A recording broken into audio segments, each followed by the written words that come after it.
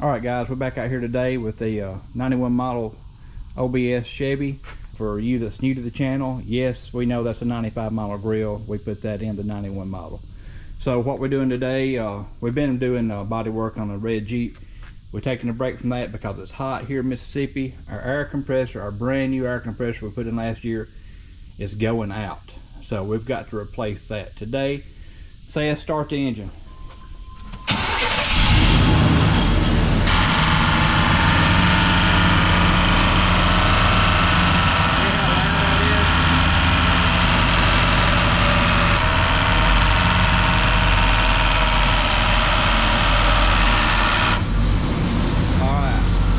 Kill it.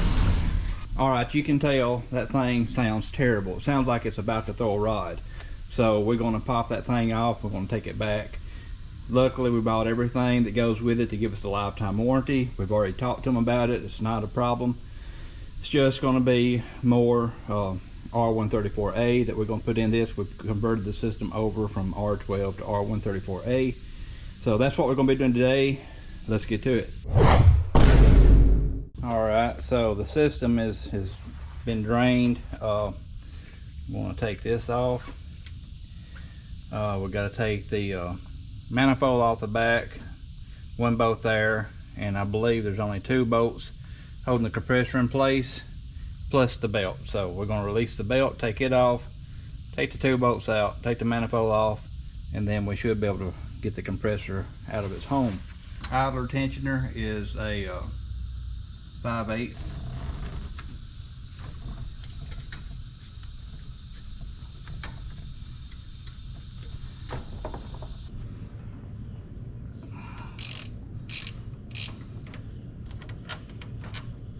Nine 16ths. Don't forget to get your seals out.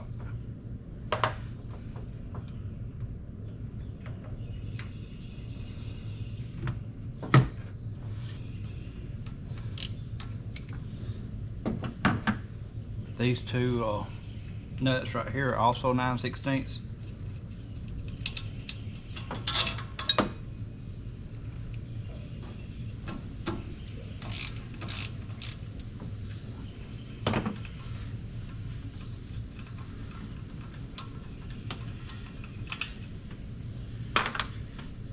Alright, this bolt right here, I showed this in another video, can be a little bit tricky. If you just try to bring it straight out, it hits, but there's a flat side on the head of this bolt. Right there, it's flat. When you get it on that, it can still be a little bit tight, but you can typically get it past. Let me set the camera up. It gives you enough room to force it past the pulley. I'm going to get a pry bar and just show you how I'll do it. So I've got this bolt pulled as far as I can get it with the flat side against the pulley. There's 2 ways to do this. You can take a punch. You can punch your bolt from the back side and make it clear, or you can use a pry bar. This is what I'm going to try first.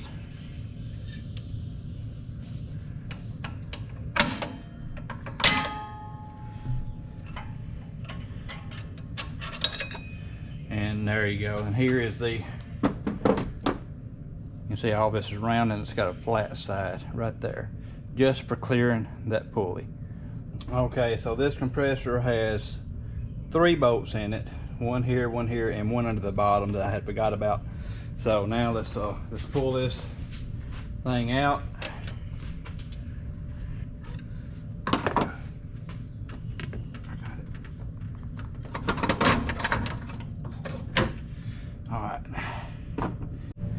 Alright, while we're doing this, we're going to take the grill out. I'm going to change the orifice because I just want to start with the new compressor with the new orifice in case that other compressor was throwing out some contaminants.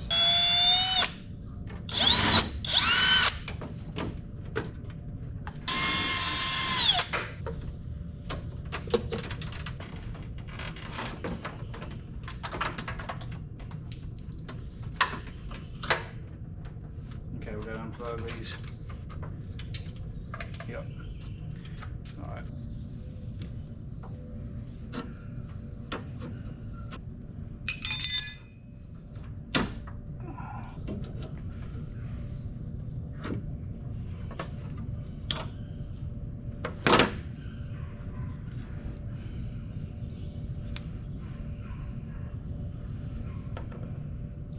Look at all that metal.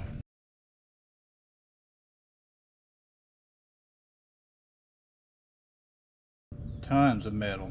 Alright, I took this other line off and blew some air through the system to make sure this wasn't clogged up. It's not.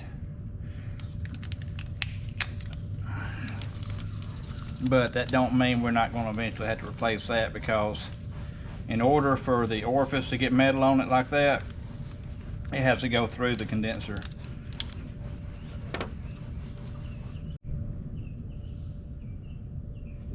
Alright, so these little spacers right here, that holds the compressor in there tight. And before I try to put the compressor in, I always like to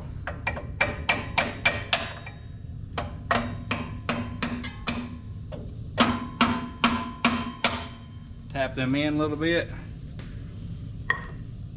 and that will make the compressor, where it will go in, a lot more smoothly.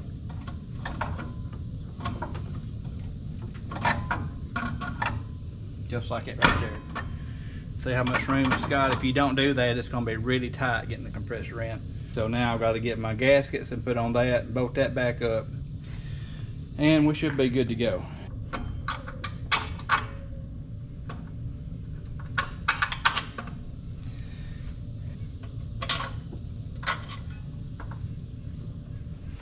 And I need that other bolt set.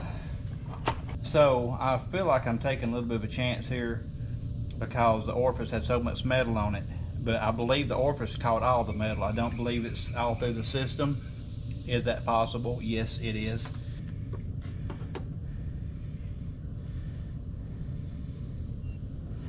Okay.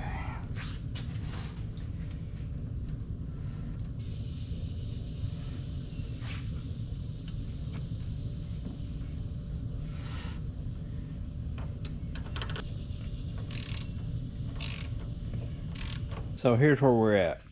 I've had a change of mind.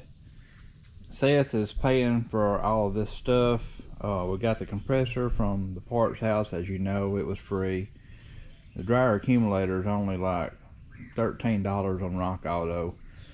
So I'm not going to go argue with the parts house over that. We're going to get another condenser, and we're going to get another dryer accumulator, and then I'm going to flush all the lines and the evaporator in the system. I just want to do this one time. I don't want to cause Seth to waste a bunch of money on buying more R134A.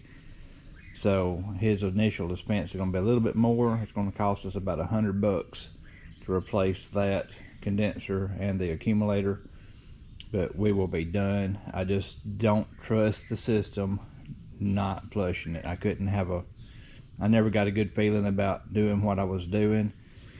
I know these are bad about stopping up. The holes in these little ribs there are super tiny, and I know metals went through them because it got into the orifice down here. So I know it's still going to have metal in it, and I just want to replace it and make sure I have no contamination in the system. The other compressor failed and contaminated the system, so all my lines have got to be flushed.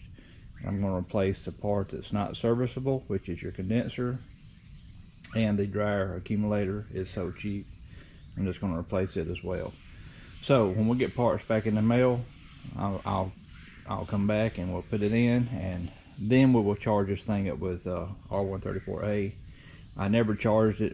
The compressor has not been cycled on, so I just feel better about replacing these parts and making sure I have no metal in my lines.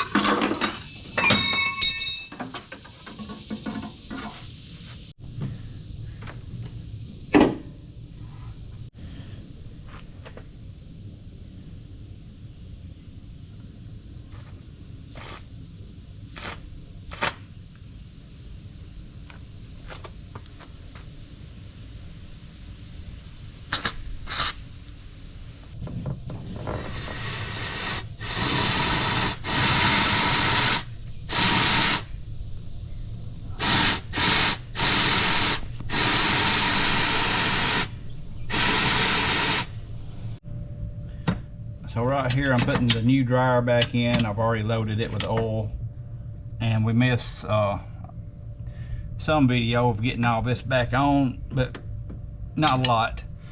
We flushed the evaporator out, we flushed all the lines out, and this is a brand new dryer that we got along with our brand new condenser.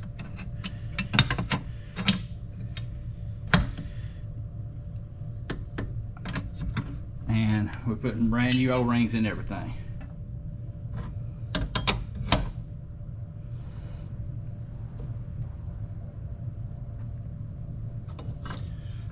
On this truck right here, the dryer comes off with a 1 1/16 inch and a 1 1/4 inch. Alright, so we got the dryer put on, everything tightened up on it. I'm going to put my cycling switch back on, and now we're ready to put the condenser in.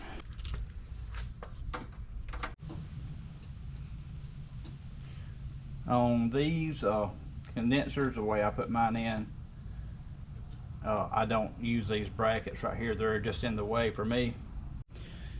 So this little bracket right here comes on the Silverado, but it's normally pulled out and spun around like that. I spin it this way. This right here's got some give to it, so I just set it on top in the center, and I slide it back to where it goes, and it holds your radiator in very solidly. So now it's just ready to put the screw in, good and solid.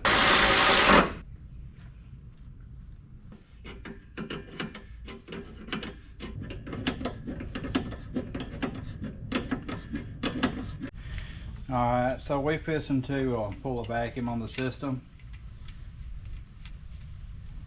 and see if it'll hold vacuum. If it will, we'll pull a vacuum on it for probably 45 minutes, make sure there's no moisture left in the system, and then we will fill her up with R134A.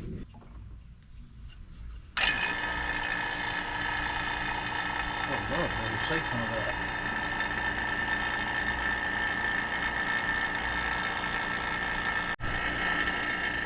So we're pulling the vacuum on the system right now, getting the moisture out, but I'm just going to pull a vacuum, let it get 29 inches of mercury or so, and I'm going to shut this off and see if the system will maintain the vacuum and not leak. And when I know that it's not leaking, I will come back and pull the vacuum on it for about 45 minutes, make sure I got all the moisture out of the system, and then once that's finished, I will charge the system up with 134A. So we're right now at about 29 inches of mercury, so I'm going to shut this thing off and I'm going to let her set for about an hour. Alright, so I've got this on about 29 inches of mercury. I'm going to let her set for about an hour. If it does not move within an hour, I know we don't have a leak. It's been right at an hour. This thing hasn't moved any, so I'm going to pull the vacuum on it for about an hour and get all the moisture out of the system. So let's go.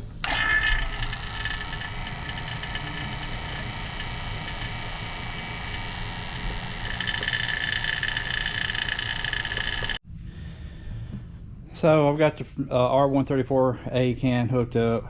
System was vacuumed for an hour and a half at least. I put the grill and everything in, and while I was doing that, I just let it run and run.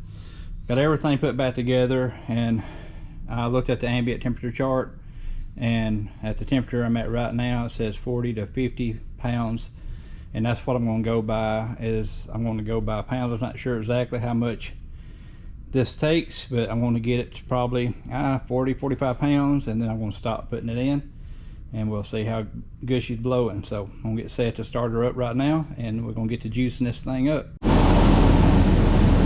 I'm adding my first can of R134A. The compressor hasn't cut on yet. I've just started, and I'm going to just cut on.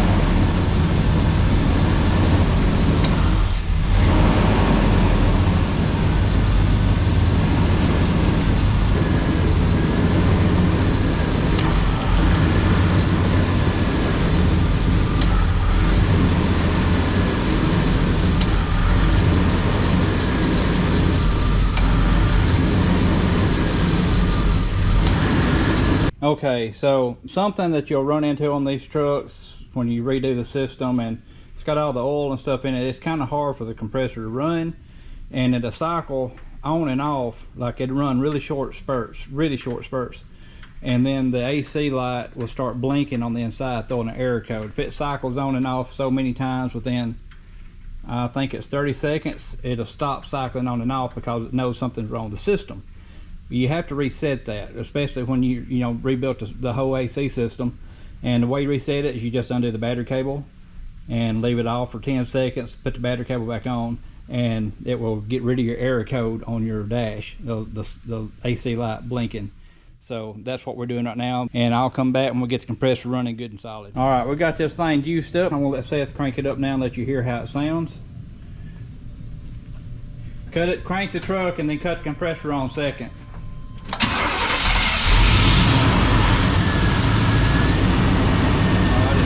There, man, that's super quiet. So glad we got that taken care of, and man, that was a pretty good sized job, and it is blowing snowballs on this side of the cab.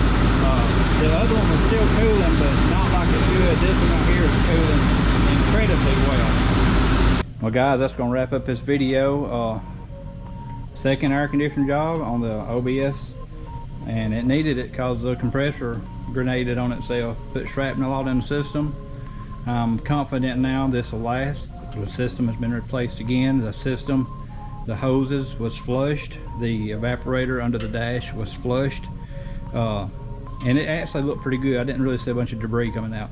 So I would have got away with just changing the condenser and the dryer and not flushing the system, but it's safest to flush the system.